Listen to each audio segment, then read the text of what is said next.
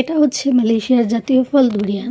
এটা কে কে চিনেন এবং কার কার কাছে এটা ভালো লাগে অবশ্যই কমেন্ট করে জানাবেন। আসসালামু আলাইকুম এভরিওয়ান।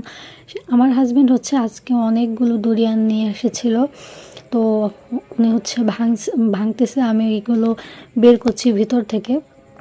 আর এটার স্মেলটা আমার কাছে একদমই ভালো লাগে না, আর আমি তো এগুলো খাইও না, খাইনি, আমার হাজব্যান্ডই খায়।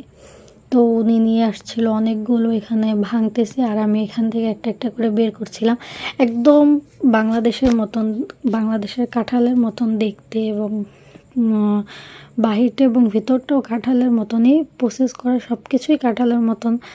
বাট কাঁঠালটা আমাদের বাংলাদেশি মানুষ যেরকম অনেক বেশি লাইক করে, তেমনই আবার এই ডুরিয়ানটা আমরা বাংলাদেশি মানুষ অনেকে হেট করি, যেরকম এটার স্মেলটা একটুও ভালো না। আসলে আমাদের কাছে ভালো লাগে না, যারা খেতে খেতে অভ্যস্ত, অনেক বাঙালিরই আছে এটা অনেক বেশি পছন্দ, যেরকম আমার হাজব্যান্ডেরই অনেক পছন্দ এটা, কিন্তু আমি খেতে পারি না, আমার এটা স্মেলটাই সহ্য হয় না। আর এই দেশের মানুষের কথা তো বলে লাভই নেই, ওনাদের দেশের জাতীয় ফল যেহেতু, ওনাদের তো খুবই পছন্দ হবে। তো হচ্ছে এই দেখেন অনেক বেশি কিউট, বাট স্মেলটা ভালো না, তাই খেতে ইচ্ছে হয় না।